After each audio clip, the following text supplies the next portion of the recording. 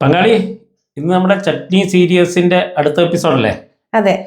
ചട്നി സീരീസിനുള്ള വിഭവങ്ങൾ ഒരുക്കിയിട്ടുണ്ടെന്ന് തോന്നുന്നു. ഇന്ന് ഏത് ചട്നിയാണ്? ഇന്ന് ആന്ധ്രാപ്രദേശിന്റെ ഒത്തന്റിക് ആയിട്ടുള്ള ചട്നി. നമ്മൾ പറയുന്ന പീനട്ട് ചട്നി, അവരിതിന് പറയുന്നത് പള്ളിപ്പച്ചടി. അപ്പൊ പള്ളിപ്പച്ചടി. പള്ളി എന്ന് പറഞ്ഞാൽ ഗ്രൗണ്ട് നട്ട് അല്ലെങ്കിൽ നിലക്കടല. അത് ശരി. അതിനുള്ള വിഭവങ്ങളാണ് ഇതല്ലേ? അതിനുള്ള ഇൻഗ്രീഡിയൻസ് നമ്മള് ചേരുവകൾ എടുത്തു വെച്ചിരിക്കുകയാണ്.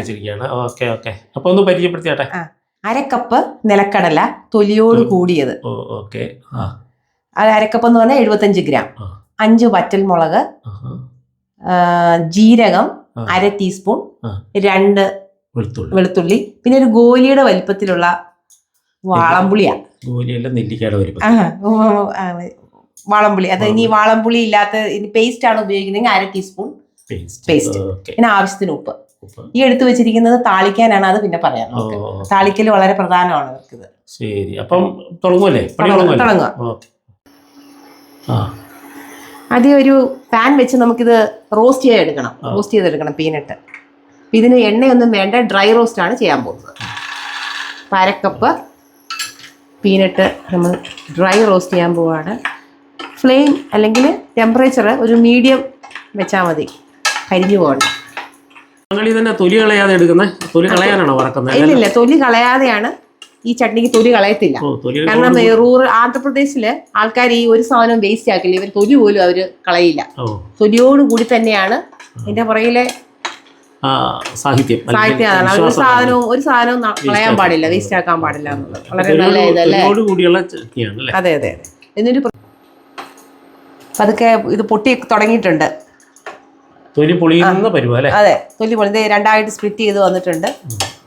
റോസ്റ്റ് ആയിട്ടുണ്ട്. ഇനി നമുക്കിത് അടുപ്പിൽ നിന്ന് മാറ്റാം.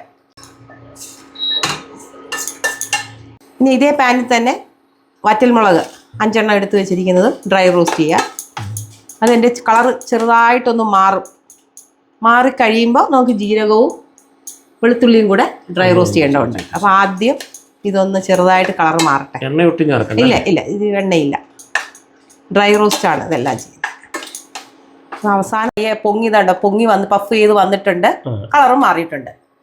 ഈ സമയമാവുമ്പോൾ അതേപോലെ 2 എല്ലാം വറുത്തെടുത്ത് വെച്ചിട്ടുണ്ട്. ഇനി ഇത് ആറിയിട്ടാണ് ചട്നി അരയ്ക്കാൻ പോകുന്നത്. അതുവരെ നമുക്ക് വെയിറ്റ് ചെയ്യാം. വറുത്ത സാധനങ്ങളെല്ലാം ഞാൻ മിക്സിയുടെ ചെറിയ ജാറിയിട്ടിട്ടുണ്ട്. ഉപ്പ് ഇട്ടിട്ടുണ്ട്, 1/2 ടീസ്പൂൺ ഉപ്പ്. ഇനി നമ്മുടെ പുളിയും കൂടി ഇട്ട് നമുക്കൊന്ന് അരച്ചെടുക്കുക എന്ന് പറഞ്ഞാൽ ആദ്യമേ വെള്ളം ഒഴിക്കരുത്. ഇതൊരു സ്മൂത്ത് പേസ്റ്റ് ആണ്, വെള്ളം പോലത്തെ അല്ല. അപ്പം ആവശ്യത്തിന് ആദ്യം ഒന്ന് ക്രഷ് ചെയ്തെടുക്കുക, അതിനുശേഷം വെള്ളം ലേശം ഒഴിച്ചൊഴിച്ച് അരച്ചെടുക്കുക. അപ്പൊ നമുക്ക് വേഗം അരച്ചെടുത്തിട്ട് വരാം.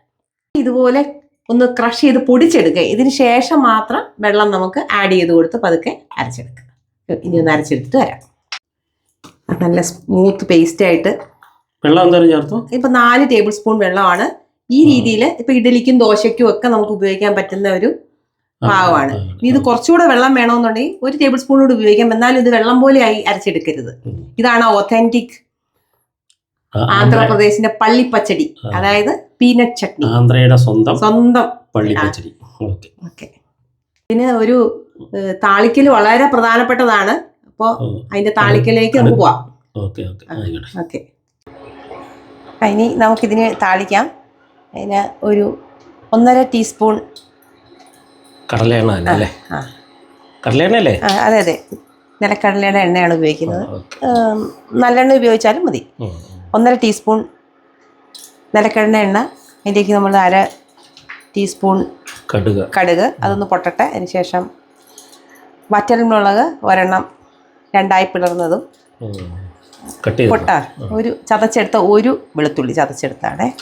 പിന്നെ നമുക്ക് വേണ്ടത് കടുക് പൊട്ടിട്ട് ഞാനത് പറയുന്നതേ ഉള്ളൂ. 1 നുള്ള് കായത്തിന്റെ പൊടി, കറിവേപ്പിലയും കൂടി ഇട്ട് ഇതാണ് ഇനി വേണ്ടത്. കടുക് പൊട്ടി തുടങ്ങിയിട്ടുണ്ട്. ഒരു വറ്റൽമുളക് 2ആയി മുറിച്ചത്, ഒരു വെളുത്തുള്ളി ചതച്ച വെളുത്തുള്ളിയാണ്. അല്ല, ഒരു കഷ്ണം വെളുത്തുള്ളി, അത് ചതച്ചതാണ്. ഇനി 1 തണ്ട് കറിവേപ്പിലയും, 1 നുള്ള് കായപ്പൊടി,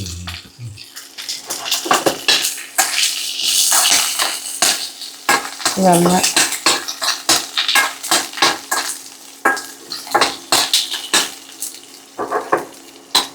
ചതച്ച വെളുത്തുള്ളിയുടെ മണം വരുന്നുണ്ടല്ലേ? നന്നായിട്ട് നമ്മുടെ ചട്നിയിലേക്ക് ഇത് ഒഴിക്കണം. ഒഴിക്കുക. ഓക്കെ, ഇളക്കി യോജിപ്പിക്കുക. താളിച്ച് വേവിപ്പിക്കുക. ഇത് നമ്മുടെ ദോശയ്ക്കും ഇഡ്ഡലിക്കും ചോറിന് പോലും പറ്റുന്ന ഒരു ചട്നിയാണ്. ഇതാണ് ആന്ധ്രാപ്രദേശിന്റെ സ്വന്തം പള്ളിപ്പച്ചടി, പീനട്ട് ചട്നി. ഓക്കെ, അപ്പൊ നമ്മളിതൊരു ദോശയുടെ കൂടെ പരീക്ഷിക്കുകയാണല്ലേ? നല്ല മുരിഞ്ഞ ദോശയാ.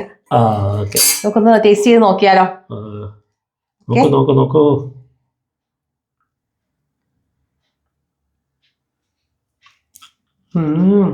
നമ്മുടെ വെജിറ്റേറിയൻ റെസ്റ്റോറൻറ്റ്സിലൊക്കെ കിട്ടുന്ന അതേ ടേസ്റ്റ്. തീർച്ചയായിട്ടും ട്രൈ ചെയ്ത് നോക്കണം. നാടൻ രുചിക്കളത്തിന്റെ ഈ എപ്പിസോഡ്, ഈ ചട്നി സീരീസിന്റെ എപ്പിസോഡ് ഇവിടെ അവസാനിപ്പിക്കുകയാണ്. ചട്നിയെ കുറിച്ചുള്ള നിങ്ങളുടെ അഭിപ്രായങ്ങൾ കമന്റുകളായിട്ട് രേഖപ്പെടുത്തുക. ഈ ചാനൽ ആദ്യമായിട്ട് കാണുന്നവരുണ്ടെങ്കിൽ ഒന്ന് സബ്സ്ക്രൈബ് ചെയ്യുക. അടുത്ത വീഡിയോയുമായിട്ട് വരുന്നവരെ, അടുത്ത വിഭവമായിട്ട് വരുന്നവരെ എല്ലാവർക്കും നന്ദി. മകളി, നമസ്കാരം.